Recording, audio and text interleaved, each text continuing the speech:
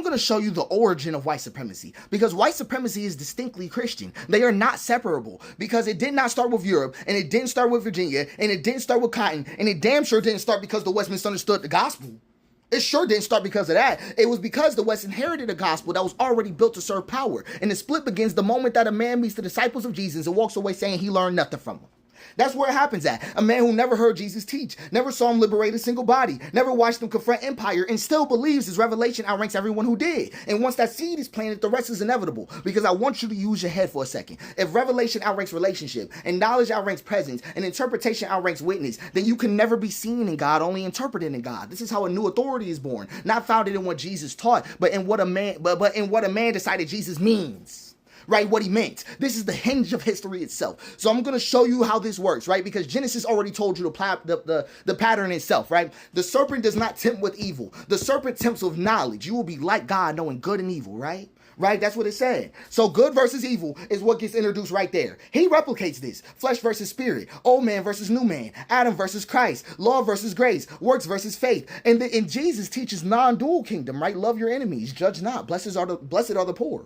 Right? That's what he teaches. Let's go forward a little more. Like hierarchy, right? You will be like God. This is hierarchy between human and divine, right? He replicates this, right? Slaves, obey your masters. Wives, submit to husbands. Citizens, obey governing authorities. Spiritual hierarchy. But Jesus says the greatest among you shall be the servant of all.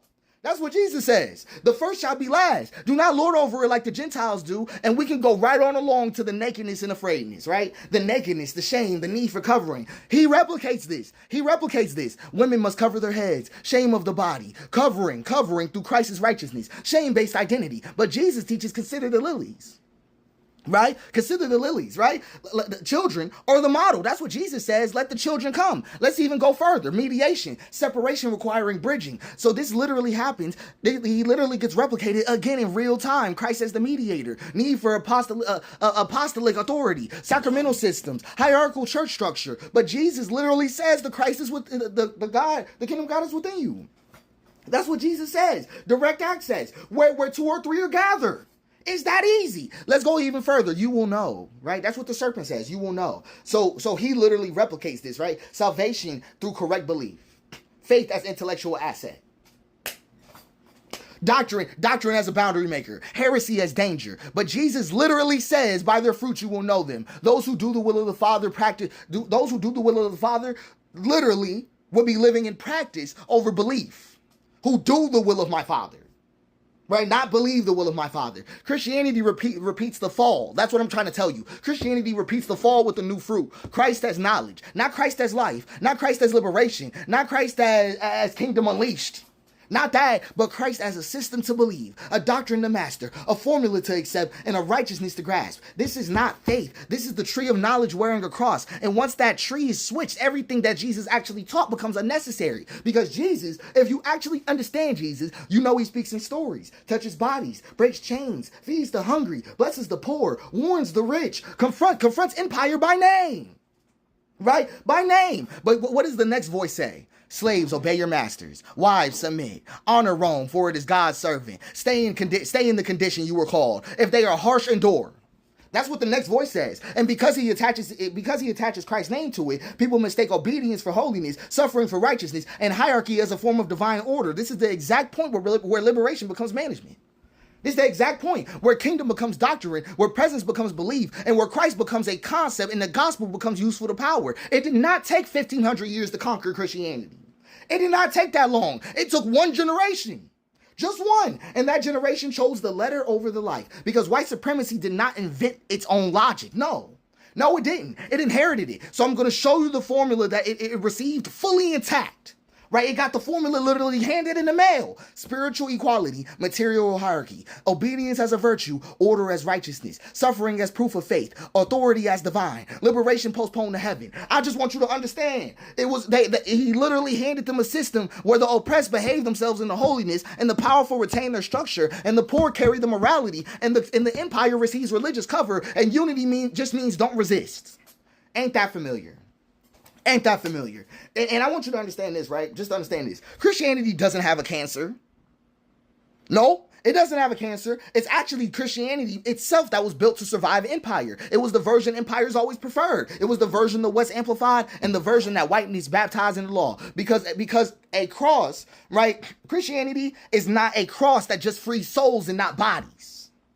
Right? That was never what it was supposed to be. Where liberation is symbolic and obedience is material. Where justice is hypothetical, but submission is mandatory. Where the kingdom is invisible, but the hierarchy is realer than ever.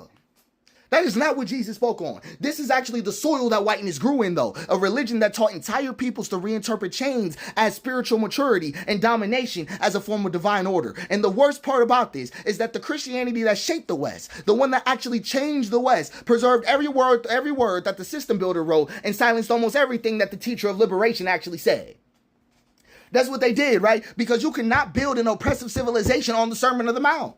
You can't do it. You can't build empire on the last shall be first. You can't justify domination with the blessed or the peacemakers. You cannot build hierarchy with let the oppressed go free. You cannot sanctify obedience with do not lord over one another. You can't do that. You can't crown authority with woe to the rich. You can't. So the West needed a gospel that neutralized Jesus without deleting him. And it found one already ready-made, portable, and obedient. Already aligned with empire before the empire ever touched it.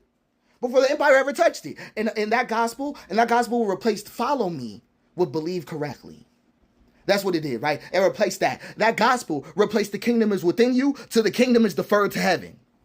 That's what happened. That gospel replaced liberate the oppressed with submit to authority. That gospel turned Christ from a living presence into a set of propositions. He was a liberator in real life, right? That's what you love, right?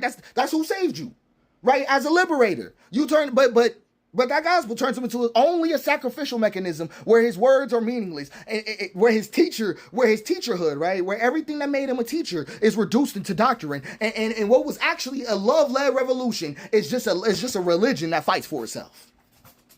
This is how Christianity survived. Just how it survived. This is the one that spread. This is the one that conquered. This is the one the West inherited, and this is the one whiteness weaponized. It's not because whiteness is creative. No, they're not so creative. It's because whiteness is obedient. See, I don't want to hear that. Whiteness is obedient, and it's obedient to the version of the Bible built to serve hierarchy from the beginning. So I'm just going to make it make sense for you. White supremacy did not hijack Christianity. It just followed the blueprint Christianity handed it. That's all it was, right? It wasn't the blueprint of Jesus, not the blueprint of the kingdom, not the blueprint of liberation, presence, or truth. No, but the blueprint written by a man who learned nothing from the people who walk with Jesus. That's what it did. That's what they did, and they built a gospel that could survive any empire that needed obedience. Yeah, I mean, this was so on my mind, man, because it's just insane. It's just insane to even see this. I'm just saying the type of commentary I've had about Paul recently has been insane because I want you to understand, right? I want you to understand. White supremacy did not create the gospel, right? If that's what you believe. White supremacy did not create the gospel. I'm not saying that. I'm saying that white supremacy recognized itself in it and then called it holy. That's what happened, right? That's the Christian origin of white supremacy. That white supremacy loved what they had to say. Loved it, feeding. You know, I come from a family of Christians, or should I say Catholic, like we really do believe. And my mama used to tell us that the most important thing is your faith. Your faith will always make your prayers get answered. And then one day I asked my mother, like, if my faith is the most important, then why do I need to go to the church? And my mother said, the church is like, when you go to the church, it's like you're joining other believers to worship God, because people believe that when you go to the church, you will feel God's presence more. And somehow I've always felt that the Bible is manipulated.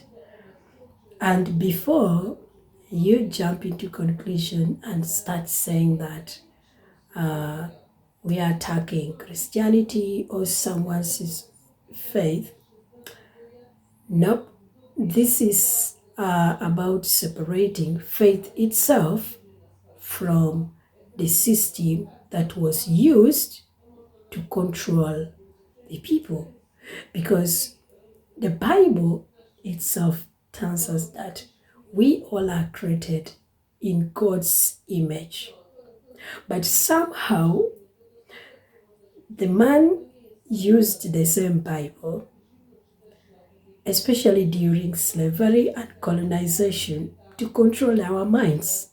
This is something so obvious. I don't know if you guys have ever tried to think through this lens, but think about it. Why would God say something like, obey your masters, like slaves should obey your masters?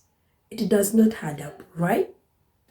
It feels like it was twisted to justify slavery, racism, and white supremacy.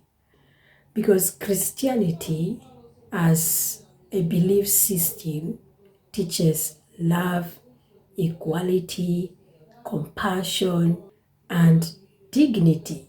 So things like slaves should obey their masters, and suffering, like when you suffer in this life, you will enjoy in life after. For me, those two things does not add up at all. I feel like all these things were used as weapons to control humans, because I do not think so that there is any way God would say something like another human has the right to own another human or dehumanize another. I feel like all these people who brought the Bible and Christianity and everything, they just used all those things as political strategies. Because when you speak of God, everybody like becomes so soft, people become so humble. And if such things happen, it's so easy for you to control people, right? So for me, when someone questions things like this, I don't think so they are questioning God, but they're questioning the manipulation of God's power. I don't know about you, but that's just how I feel. Anyway, guys, I appreciate you so much for watching. Kindly share your opinion in the comment section, and I will see you soon. Do me a favor, like this video, share it, and also give the original creator a follow both on YouTube and on TikTok, because he has got absolutely amazing contents that I believe you will definitely enjoy them. I will see you soon. Take care. Bye.